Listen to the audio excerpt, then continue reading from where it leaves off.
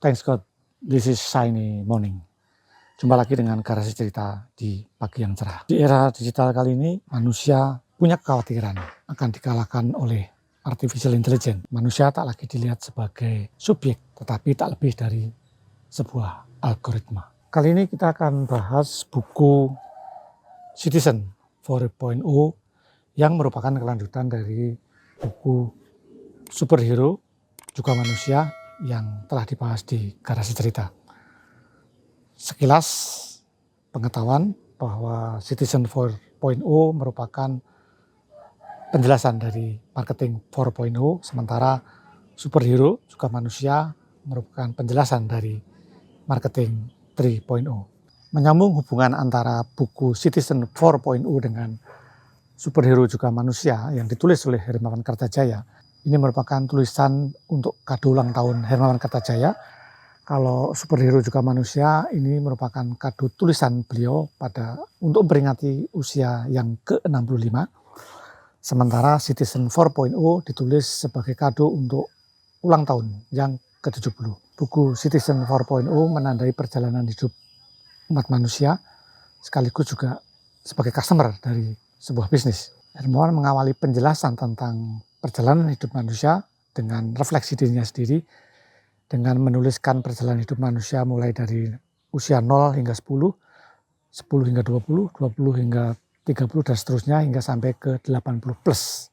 Dan pada kesempatan ini saya ingin memberikan garis besar pada periode penting dalam perjalanan hidup Hermawan Kartajaya pada usia 60-70 yang diwarnai dengan buku Superhero Juga Manusia, kemudian periode 70-80 dengan buku Citizen 4.0 ini. Pada rentang perjalanan usia 60 ke 70, Hermawan menyebutnya sebagai Super Sweet 60, di mana manusia sedang menikmati buah dari perjalanan hidupnya. Sementara pada rentang usia 70-80 disebut sebagai Retire Without Regret. Artinya disitulah manusia masuk pada periode pensiun tetapi tanpa mengalami penyesalan. Justru sebuah berkah, sebuah blessing bahwa manusia bisa hidup pada usia 70-80 dalam usia yang sehat, berakal sehat, masih beraktivitas dengan baik dan membawa manfaat bagi kemanusiaan. Nah, hampir sama juga dengan buku Superhero Juga Manusia yang ditulis oleh Hermawan Kartajaya dengan teknik storytelling. Citizen 4.0 juga memiliki kreativitas sendiri sesuai dengan periode yang ditulis di sini, yaitu 4.0, di mana ini merupakan periode di mana manusia masuk pada era digital atau teknologi.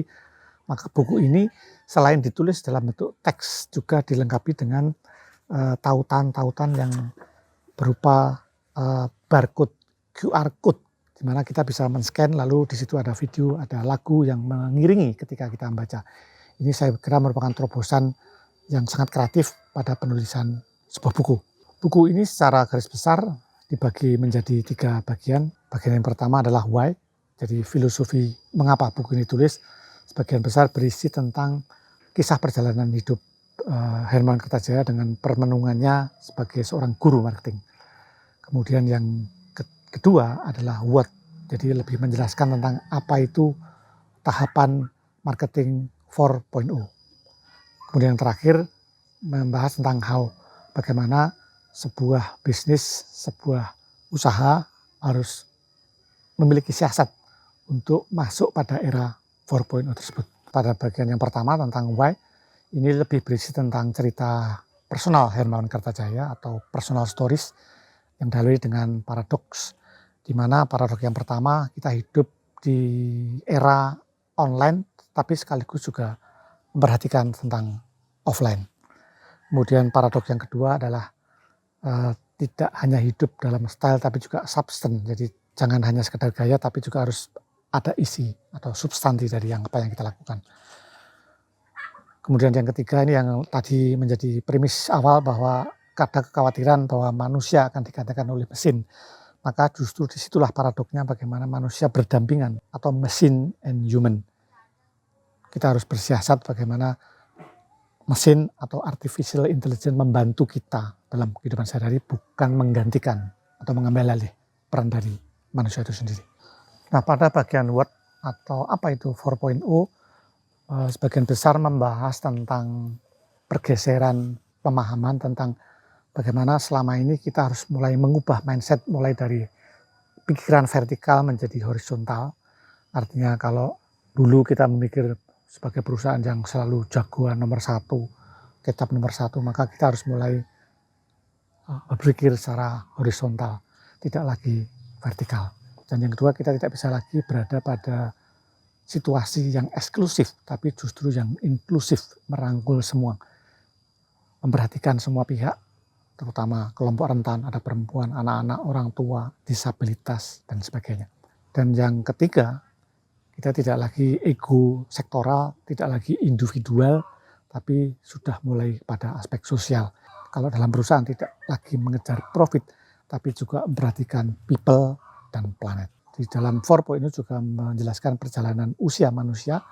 Kalau kita paham dengan generasi, ada generasi baby boomer, ada generasi X, ada generasi milenial atau generasi Y, kemudian generasi Z. Nah, pada bagian yang ketiga, yaitu how, diberikan strategi bagaimana sebuah perusahaan bisa memperhatikan rentang generasi tadi, terutama mereka yang berada pada wilayah kurun waktu era digital, era 4.0, dengan memperhatikan 4C, 3I, dan 5A. Apa itu? 4C yaitu sebagai perusahaan tentu mereka harus paham apa itu wilayah internalnya, yaitu company, tapi juga harus paham siapa customernya, C yang kedua. Kemudian yang ketiga juga harus paham dengan kompetitor.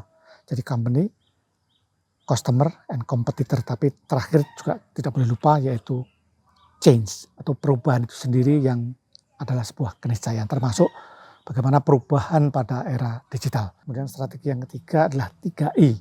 Yang pertama adalah image sebagai perusahaan, lalu identity, yang terakhir adalah integrity. Jadi image sebagai sesuatu yang kelihatan, lalu identity diwakili oleh branding and marketing, dan integrity mewakili keseluruhan secara dalam perilaku sehari-hari. Nah, kemudian 5A, ini tahapan yang perlu dipahami oleh semua perusahaan jika ingin survive. Yang pertama adalah aware, bagaimana memberikan kesadaran kepada umat manusia tentang keberadaan lembaga, keberadaan sebuah usaha. Kemudian dari situ muncul appeal, dan dari appeal kita beri ruang untuk mereka bertanya, yaitu ask, dan tentu setelah bertanya ada aksi atau action, dan terakhir advocate. Demikian penjelasan singkat buku Citizen 4.0 yang merupakan kelanjutan dari buku Superhero Juga Manusia, dan pada edisi berikutnya saya berjanji akan mengupas buku kelanjutan dari sequel 3.0, 4.0, dan 5.0, yaitu teknologi untuk kemanusiaan. Sampai jumpa di Garasi Cerita pada buku-buku bergizi berikutnya.